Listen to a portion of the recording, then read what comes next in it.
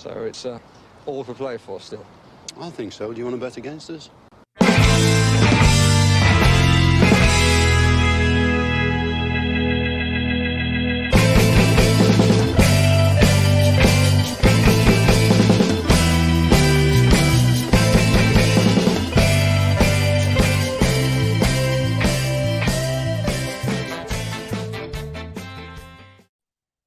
Hello, everybody, and welcome to For the Love of Paul McGrath podcast.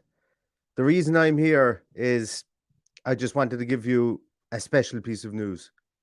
You are our most phenomenal supporters, so in a break with normal practice, I would like to make an announcement before the rest of the world, and I want you to hear this announcement. In the last 4 hours, Philippe Coutinho has become an Aston Villa player. Philippe, will you come and join me, please? I don't actually have Philippe Coutinho, and I couldn't fit into his jersey, and I don't have Philippe to come on the podcast. Maybe next week. We'll see. Who knows? But I do have Paddy here, and Paddy's going to pop on. Paddy, what a great day. It's mad. Like, you know, it's one of those things that you didn't want to get too cocky about it until it happened, but it has happened today, and I think Villa did a great job on it. It was a real razzmatazz signing, and fuck it, yeah, it's going to be like I was so stoked for it. I even had a bounty today. That's the kind of exotic feeling I got because Philippe Coutinho signed for Aston Villa. Well, look, I think first and foremost, this is potentially the biggest investment our club has ever made of any kind, including the training ground, invested in the stadium. It's the biggest single investment that the club will ever make, and it's time for everybody to step up and attract the players that's needed to make him shine, and to make sure that there's more sunny days than cloudy days. And that's the next phase of what our management team have to do.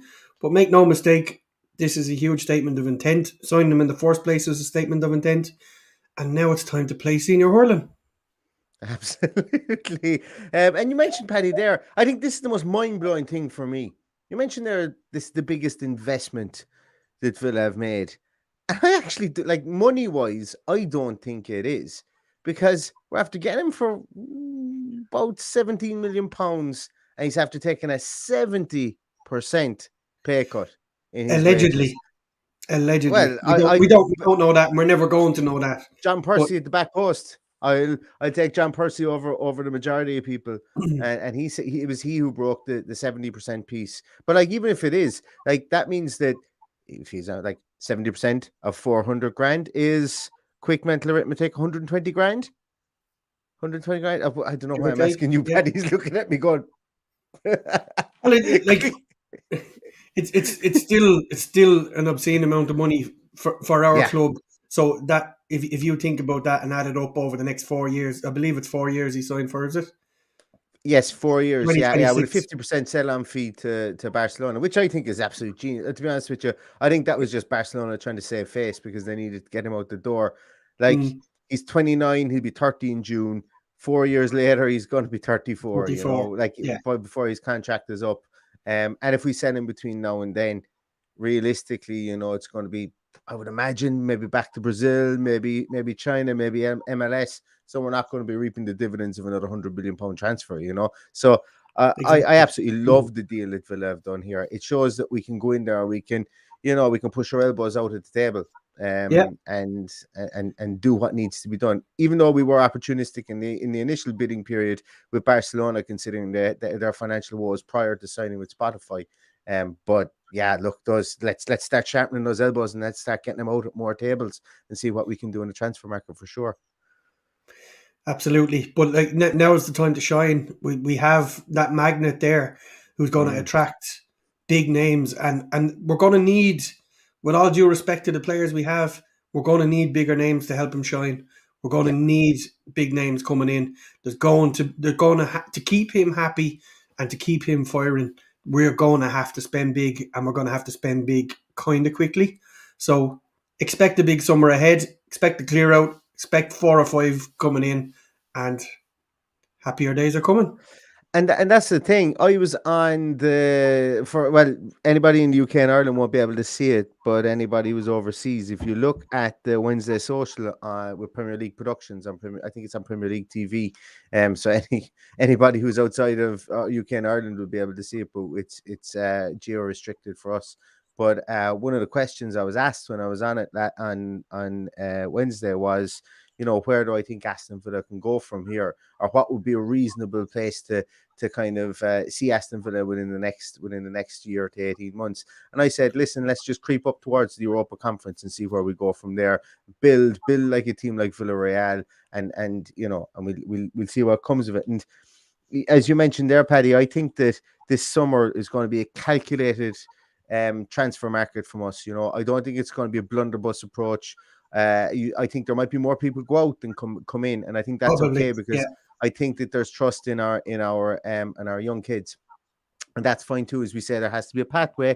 I think Carney signs his deal.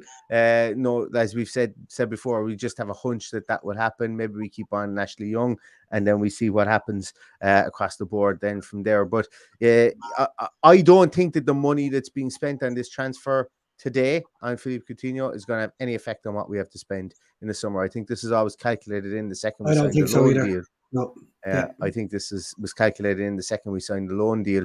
And to be honest with you, I think they probably calculated in for the full 33 million, always kind of knowing they could go back to the table and see if they could pare bits and pieces off. But to get it at half that, and the reported 70% reduction in wages, that bodes well, I think, for negotiations into the future. Now, granted as well, Coutinho is the same agent as Gerrard, and they know each other, and he knows Purslow. And I know there's a lot of, there's been a lot of a lot of love letters sent, I would imagine, between all of them over the course of the last 12 months, never mind just the last 6. So it is a bit of a kind of a unicorn of a transfer from that point of view, but still, it's not going to dampen our parade. And I still think the fact that we've got Philippe Coutinho in the team could attract one or two more players, of high repute. And they need to be top level players. I don't want to see, with all due respect, the likes of a Luis Suarez signing. I'd like to see a younger, proven goal scorer coming in that's going to be there for longevity. Even though I think that's probably going to be a done deal, judging by all the noise that's coming out of it. But I think Suarez is next. I think we hear Suarez so. in the next week or two. Yeah, but it wouldn't be my first choice. But look, if we get a tune out of Suarez and get 10 or 15 goals out of him, happy days. Yeah, but we're not here to talk about Suarez. We're here to talk about our little magician, who's given us. He's let's be honest. He's been half and half. He's been sunshine and he's been cloudy. He hasn't had it all his own way. He's had good games. He's had excellent games, but maybe 50% of the time he's been a little bit off the pace. And that will come with time, and it will come with better players. But we fell in love with him very quickly. That first game I saw him against Southampton, I think, my God, he was absolutely incredible that day. Absolutely incredible. So I'm looking forward to seeing better things. I think the first time I saw him in the flesh was that FA Cup semi-final against us, and I think without him we'd have won that game handy. Yeah. He was absolutely incredible. It was just like, get the ball to Coutinho and see what we can do. They just had no answer for us. Yeah, but I think if he was in our team that day, we'd have gone and spanked Liverpool that day.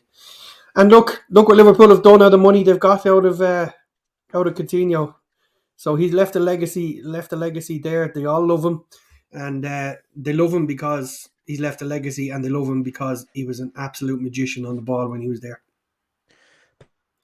Direct some slides I did about Philippe Coutinho when we signed him on loan, just to remind us of what he's done. I've added a paltry slide here because I just didn't get time. You guys may notice I'm back on my podcasting boudoir. I'm back here a small bit quicker than I envisaged this week. I wasn't supposed to be back till Sunday, but needs must, and I am back here now, but I didn't get any chance to do up many slides. But this is one that I'm recycling again. We can see here, look, a lot of the numbers that he had when he first joined us in January, going back over a 365-day period. The numbers were still very high, and his output was high. Given that he was playing in a much more possession-based team, he could get a lot of those numbers. He could get a lot of dribbles. He had, he was able to carry the ball. So the possession stats were, and the passing stats could be very high, in that league. When we looked at him in comparison to Emi Buendia, and at the time I said this isn't the way to denigrate Emi Buendia at all. I think we're very much seeing that the two of them are not similar players. They have differences to their game, which is great to see, and which will mean that they're probably going to be two good foils for each other as we go through next season. But we can see that comfortably Philippe Coutinho in the 365 days prior to him signing for us in January, and obviously, this is based on Emi Buendia just in the Premier League for us at the start of the season, because I didn't have his statistics from. Oh no, I did actually. I had his statistics from the Championship, but even this is what we were looking at here in comparison. And Philippe Coutinho was working at a very, very high level there as well. Since he's come in and played with us, I said I only got halfway through this slide. He's averaging 46.6 touches per 90 minutes, 7.8 accurate passes in his own half, which I thought was interesting, in comparison to 19.1 accurate passes in the opponent's half. And he's an overall pass accuracy of 82%, scoring a goal every 290 minutes. I think he himself will say that should be better.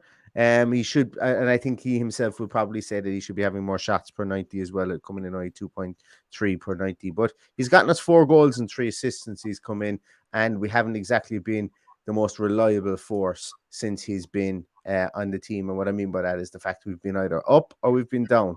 And I think a lot of that has been down to the days that we've been really, really high and we've been really, really good have been the days that Philippe Coutinho has a bit of pixie dust in his boots, and the days when he doesn't, I think that the team look to him. But now his contract is sorted out. He's got a 4-year runway with Aston Villa. He seems to be loving it here in Birmingham, loving it under Steven Gerrard. He can get his feet rightly in under the table, with a pre-season under his belt, and God willing he stays fit, I suppose, really between now and the start of next season. He doesn't have any niggles like he has had previously, and I think we'll see those numbers go up and up and up. Listen, it's a fantastic signing. I actually genuinely thought when we signed him on loan, I said I'll get the jersey with his name on the back, because you never, it mightn't be able to wear it for long, but at least it'll be something to have. It'll be a keepsake and a memento. But now, as I say, we will be able to have it for much longer than I initially envisaged. And that's where we look at what we can do with having a player like this in our squad. It's all about getting jerseys sent all around the world. It's all about building a new fan base. There's a new Lions club in Brazil for the first time. So all of these things come together and make our club a worldwide club if they're not already. So he's done. It's time now to build a team around him, and it's going to make for a very interesting summer to see what he decides to do. I think as a fan base, we can all stick a needle in the team sheet and say where we need to improve. I see someone in the comments saying Nakamba is world class. Yes, Nakamba is fantastic, but we need 2. We can't rely on one, because when one goes down, we're in trouble. We have to have backup, and we have to have adequate backup. And if the backup is Nakamba, so be it. But we do have to have backup in all areas of the pitch. Otherwise, we don't compete. Yeah, it's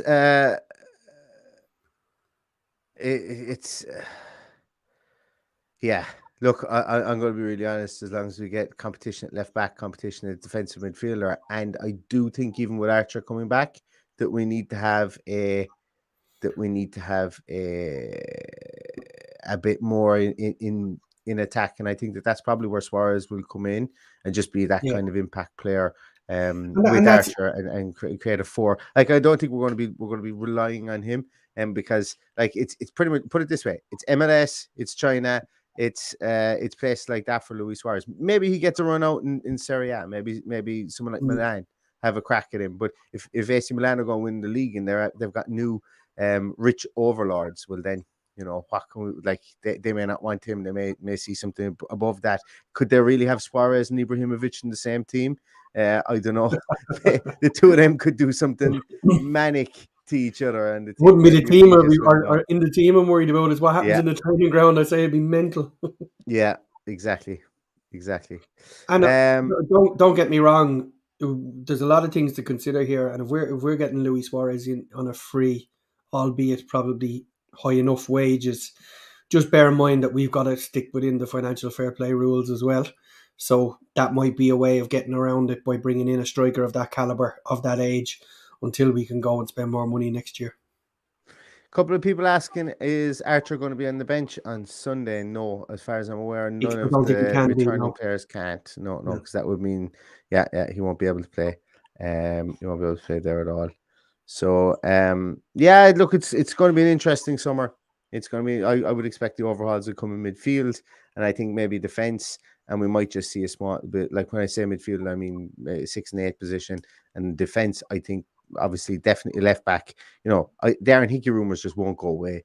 I think they really, really like him. Although we were linked as well by John Percy today to Calvin Bassey, in the Rangers player who can play either left centre half or left back. Big 6'1" guy. What? No, yeah, No, thank you. I'm not as gone on him as other people are. I think he's had some good games in Scotland, some not great games. But it depends on where he's been played. I definitely take Hickey over him. Because I just think I want a specialist fullback. I want specialist fullbacks, should I say. I think when Ken Kessler-Hayden comes back, I think he's going to be the understudy to Matty Cash as well, because he's just lighting it up with MK Dons. But it's look, it's an interesting one, and it's one that I'm sure we're going to be back with lots and lots of over the next few days and weeks. I'm waiting until the season finishes until I start getting more and more pieces out about players who I think I like. Fuck who the newspapers are linking us with. I just want to talk about who I think would be a great player on the team. And it's my podcast, so I'll do what I like.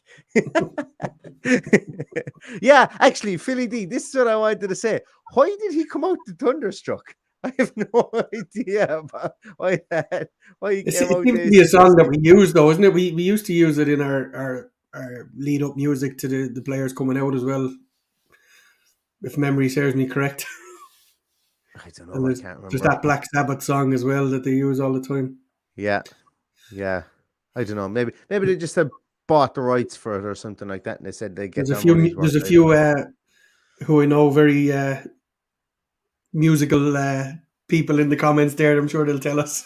Yeah. I see Mr. Steele is there, and a couple more other guys. Yeah, I'm sure. I'm sure people might be able to tell us what music is normally played at events like this at Villa Park, because we don't know. But we're kind of rambling now, Paddy. But there's the song. Found it. Crazy Train. That's the Black Sabbath song, isn't it? That's what it should have been. Exactly.